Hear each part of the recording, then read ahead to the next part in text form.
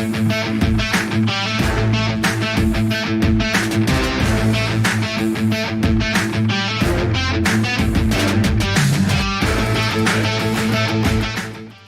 morning, fellow Hoops fans. Welcome back to another episode of the Last Shot NBA show here on Little Birdie TV. And as always, we are brought to you by our great friends over there at topsport.com.au. It's BK Fridays, guys. He's back. Yes, he's been here all week, but we're going to make an extra special moment out of it on Friday. BK, how are you, my man? I'm doing good, my man. You can't get rid of me. We can't. We couldn't get rid of you if we tried, man. So it's no complaints there, man. But NBA is back, my man. How excited are you? Oh, man, I was lost for like 3 days. I don't know what to do. What did you end up doing, actually? I'm very curious. Just staring at the wall, just waiting for the games to come back. Just with a little shot clock in the corner, like 12 hours, 19 minutes.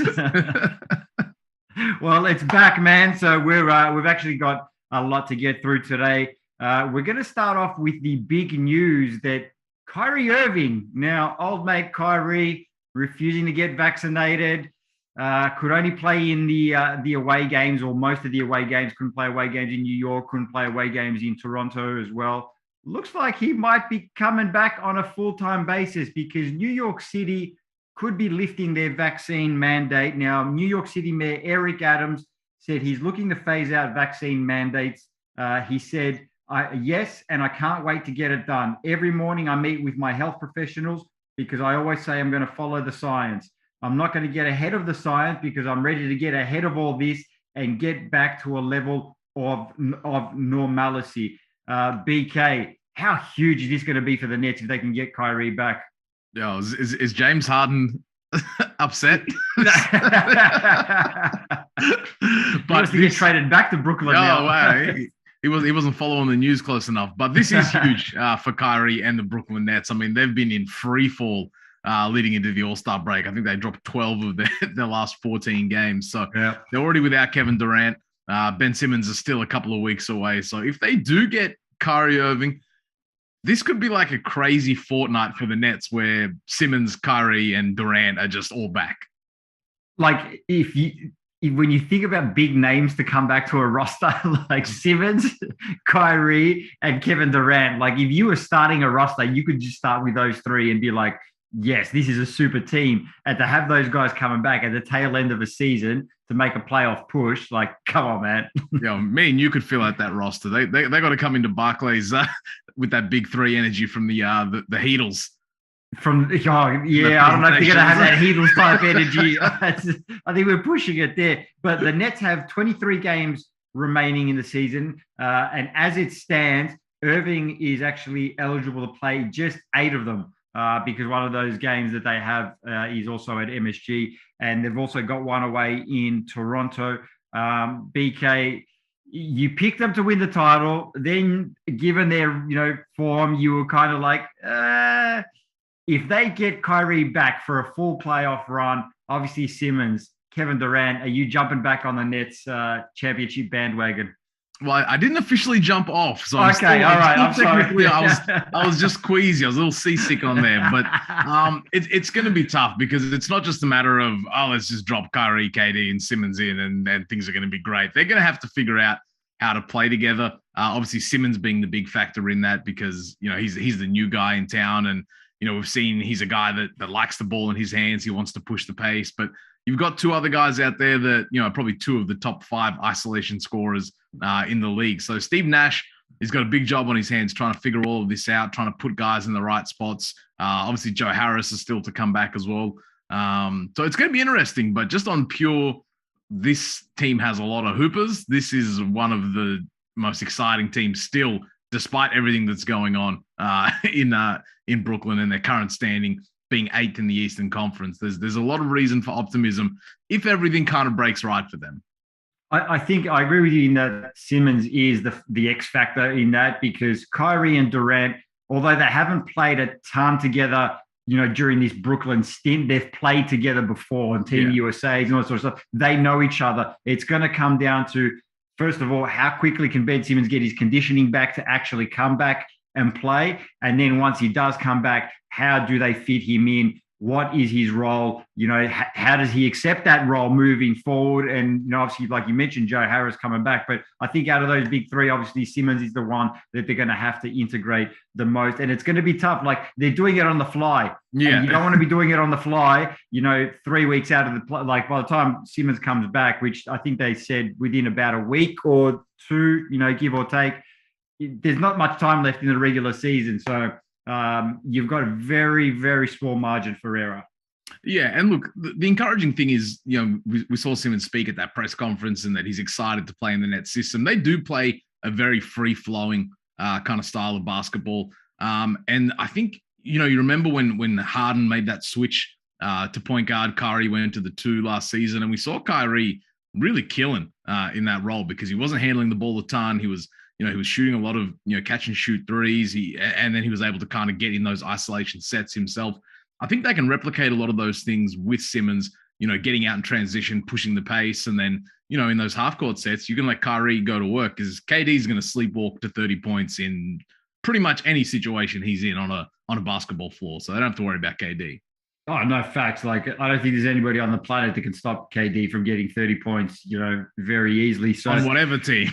On whatever team, yeah, like, that's how much of a dangerous scorer he is. But we'll see how that one plays out. It's going to be interesting. It's going to be fun to watch at the very least. Absolutely. I'm excited for the Simmons-Mills connection as well. I think that's going to be really fun. And we can sort of see a lot of the stuff that Simmons did with Seth Curry in Philly, a lot of the actions he ran for JJ Redick and Danny Green. When you got these guys like Seth Curry who already knows how to play with him, Simmons and Mills as well, obviously know each other. Going way back, so I'm excited to see Simmons and the shooters because there's going to be a lot of threes getting put up on this team. And look, and one final thing before we move on to the next topic, I feel like that's the best situation for Simmons. We've been saying it all along. Like, I feel like this team's going to play to his strengths rather than his weaknesses. We can sort of conceal his weaknesses better on this squad than you could on the Philadelphia 76ers. Absolutely. I mean, I think just people are forgetting how much of an impact defensively Simmons is going to have on this team. Like, they can run some smaller lineups with KD at the 5 and, Ben at pretty much 1 through 4 and really run teams up and down the floor and get them up out of there. But I'm just excited to see Simmons back on the floor. It's been a while since he's played in an NBA game and he'll be playing in meaningful games too, because this is a Nets team with very, very high aspirations. They've only got a short window here to kind of get things back on track. But as I said, obviously, there's still a lot to happen, with the mandate and Kyrie, Simmons obviously getting back into shape, and then KD coming back on court from his injury. So there is still a lot at play here for the Nets, but it's exciting nonetheless because this team has great potential. Speaking of a team in New York that's not exciting, BK. We're really going to do this to you? Yeah, we have to. It's a topic of conversation. We've got to get stuck into a BK. Kemba Walker has and the New York Knicks have mutually agreed to shut it down for the remainder of the season. So he's going to be working out, getting his body right in preparation for 2022-2023 season. We've got the tweet here that we're just going to show up on screen from the New York Knicks PR. We fully support Kemba's decision to shut it down for the remainder of the season and to use the time to prepare for next season. His long-term success on the court remains our priority. Now, I was actually just curious whether that long-term success on the court is for the Knicks or somewhere else, because they've been trying to get rid of him since December and it hasn't worked out. He'll have 1 year left on his deal after this season, so he'll be on an expiring next year, which kind of makes him a little bit easier to move, I guess. BK, has he played his last game for the New York Knicks? Yeah, define mutually. Yeah. I mean, at this point, I don't even really know what the Knicks are doing. Are they trying to make the play-in? Are they... Wait, can I just interrupt you for a second? You said at this point. Did it take you this long to figure out that the Knicks don't know what they're doing? Well, it's been a series of confusions. Okay. Right now, I mean, they still could make the play-in, but let's be honest, probably not. Are they happy to just let the kids kind of run out this season? This is not really where I think they thought they were going to be coming off a first round appearance last season. But, Derrick Rose is still to come back as well. They do have some pretty fun young guys in the backcourt, and Quickly and Grimes and McBride. Like, there's guys out there that I think they want to see more from. But yeah, I don't know if this homecoming's going to be run back next season with Kemba and the Knicks. You think he'll be there next season? No, I don't. I think he's done. Like I said, they've been trying to get rid of him since early December and try to package him off. And then he wasn't playing. Obviously, Tom Thibodeau took him out of the rotation. Came back because there was a lack of bodies when they needed him. Had that triple-double Christmas Day. Had, I think it was 44 points. He was killing, yeah. He was killing. So it was like, okay, maybe it's, the redemption tour now of Kemba already. But no, I don't think he'll be back with the New York Knicks next season. You mentioned how, maybe they're going to play the kids now. And I just feel like at this stage of the season, with the exception of maybe 2 years that I can remember in the last decade, one of them was 2012, 2013, when the Knicks won 54 games. The other one was last year. With the exception of those 2 years, I feel like the Knicks have been playing the kids at this point in the season every other year because it's just been a lost season. And this is just another lost season now. I don't think a lot of this roster will be there next season. Yeah, it's Kemba Walker, 2022-23 Los Angeles Laker. 100%. Book it now. That's what we're going. Listen, we're going to have to hit up the boys at Top Sport. We're going to get the odds on that one there, exactly. And we're going to put some money on it because you can book it. I still believe in Kemba. I still believe. Look, I feel like he's got something to offer in the NBA. Like, I don't think he's completely washed. It was just, look, it's tough to go home and play, right, in front of your home crowd as well. When you factor in his age, his injuries, the injury history as well, the knees are not what they were. It was always going to be tough. I was excited about the move to begin with, but reality hit, and then nah. Yeah, let's wait for the heel turn where he joins the Nets next season. Yeah. All right, BK. Let's go on to another guy we've actually spoken about. A few times this season, Zion Williamson. Now, JJ Redick, who's now an analyst on ESPN, actually had some pretty, I guess, harsh words, you might say, about Zion Williamson and his sort of, I guess, approach to the game. Now, this is a quote that we had, or he said about Zion. He said, "There's a responsibility that you have as an athlete when you play a team sport to be fully invested. You're fully invested in your body, you're fully invested in your work, and you're fully invested in your teammates. That is your responsibility, and we have not seen that from Zion." Now, Redick added that he's also said this to Zion's face. BK, how much truth do you think there is in what JJ is saying? Well, I mean, considering the source, JJ Redick played with Zion Williamson. He's not the guy that's just going to shoot off takes like that. Like, I feel like there's got to be some, fire if there's a little bit of smoke there. So, it's an interesting one, and I think McCollum has done a good job of kind of putting out that fire about Zion not texting him and all that stuff. They've linked up, and Zion's been posting, team highlights and team photos on his Instagram. But it's a tricky one for the Pelicans because everything is kind of in the balance with Zion Williamson. He's looking to undergo a second surgery. The season's probably lost here for Zion at this point. So I just don't know. I don't know. Is this the start of a guy that's looking to get out, or is this just a guy that's hurt and is having some bad luck? Yeah, that's a good question because I kind of look at it like it's a little bit of both, right? Because I don't think, even when he was drafted there, right, I always just got the feeling that, he was looking to go to a different situation first chance he got, right? Now, to turn down that, post-rookie, that first contract post-rookie, when your rookie deal expires, that's a big move to make. And not many people, if anyone, has ever done that, I believe, because that's just, the Pelicans can offer him the most money, the most security. But I also just feel like Zion is he's still finding his way in the NBA, right? He's still a relatively young guy. Yeah. He's going to make mistakes, right? So obviously I didn't even know about CJ, because I knew that CJ, last I'd seen, CJ and him had not had a conversation. That's what CJ was saying yet. They had not had a face-to-face conversation. So I didn't know that they've actually linked up since then, but that's good because CJ's a vet. He's played with Dame Lillard, who's also a true professional as well. He knows what it takes. CJ's played on some teams that have been pretty poor, and he's played on some teams that have been half decent. So obviously he can help guide Zion moving forward. So when you say that, I think it's a bit of both. Like, I think he's just a young guy that is making some mistakes, but I also don't think he sees himself there long term. Yeah, I don't disagree with that. And Christian Clark from NOLA.com reported that, a lot of the issues begun, with the front office. Zion doesn't necessarily have the most trusting relationship with them. 3 head coaches in 3 seasons.